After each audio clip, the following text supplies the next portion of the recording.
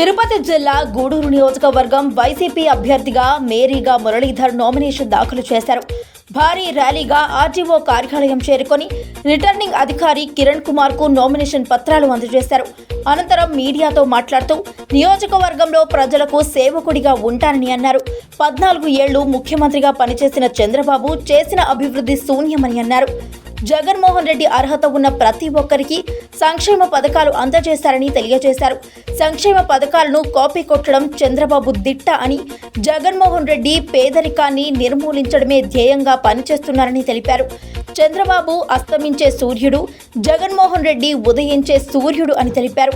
Party విధేయులు అందరూ ఒక పక్క, పార్టీ ద్రోహులు అంతా మరో పక్క ఎన్నికల్లో పోటీ చేస్తున్నారని ఆరోపించారు.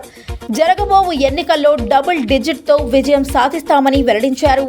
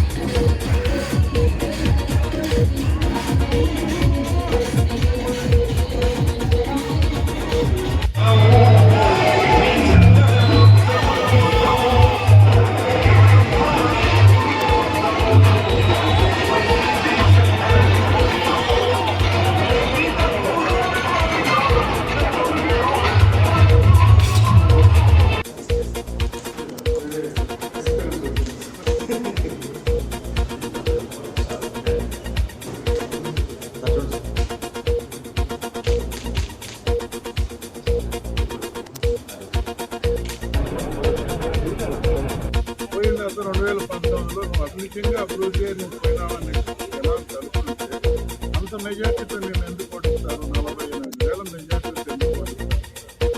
నువ్వు చేసింది సరిదిద్దుకోలేని తప్పు అని చెప్పి అంత మెజార్టీతో తను ఓడివడం జరిగింది. చంద్రబాబు వేరే క్యాండిడేట్ లేదు. అంత ఓడించిన క్యాండిడేట్కే మళ్ళా టికెట్ ఇచ్చిన పరిస్థితి, ఇవ్వాల్సిన పరిస్థితి. ఆయన చేసిన తప్పు మళ్ళా రెండోసారి అతను తప్పు మారిపోతుంది, మారదు కదా. కాబట్టి నమ్మకస్తులు పట్టుకున్నారు, నమ్మకం ప్రజలు తీర్చుకుంటారు. నాకు తెలిసి గుణవంతులైన ప్రజలు విశ్వాసంగా ఉంటే అందరినీ ఆదరిస్తారని నా విశ్వాసం.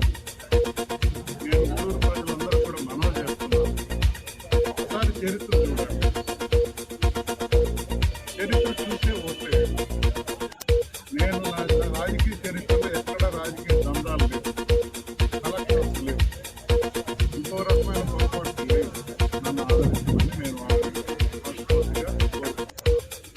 రెండోది ఏంటంటే మనుషులు పెట్టి దందాలు చేయడం, రౌడీలు వేసుకొని పార్టీలో చేసుకునేసి హంగామా చేస్తే వ్యక్తిత్వం అనేది ఎక్కడ పోతుంది?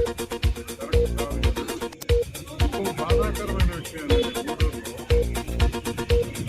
నకిలీ అట్రాసిటీ కేసులు పెట్టి ఇబ్బందులు పెట్టిస్తున్నారు. నేను గట్టిగా మా వాళ్ళందరికీ, అందరికీ ప్రజలందరికీ చెప్తున్నాను,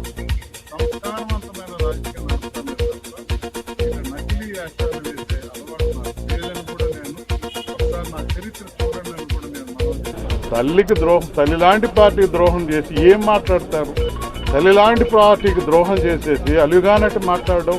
తర్వాత ఇంకోటి కూడా చెప్పారు, ఏంటంటే పార్టీ మారలేదా నువ్వు అని అడిగారు. ఎస్, నేను తండ్రి చాటు బిడ్డగా ఉన్నాను. జడ్పీటీసీగా రాపూర్ నుంచి గెలిచాను. అక్కడ రాజకీయ సమీకరణలు మారాయి.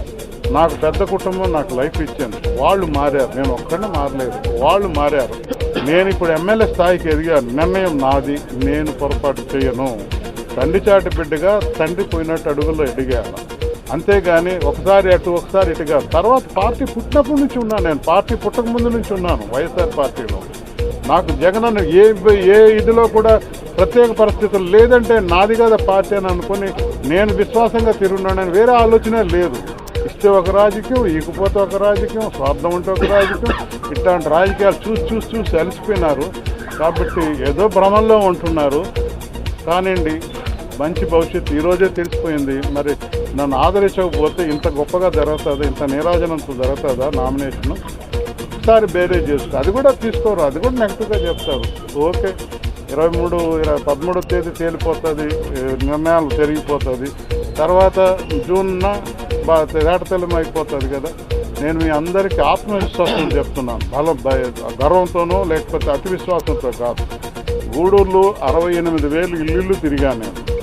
నాకు గూడూరులో ప్రతి ఒక్కరు లీడర్గా అర్థం చేసుకునే మనస్తత్వం నాకు ఉంది. కాబట్టి ప్రతి లీడర్తో నాకు టచ్ ఉంది. నేను డబల్ డిజిట్తో గెలవబోతున్నాను. సింగిల్ డిజిట్ రాసి పెట్టుకోండి. ఈరోజు డబల్ డిజిట్తో గెలవబోతున్నానని మీ ద్వారా తెలియజేసుకుంటూ ఆత్మవిశ్వాసంతో చెప్తున్నాను తప్ప అతి విశ్వాసం కాదని మీ ద్వారా నేను మనవి చేసుకుంటాను.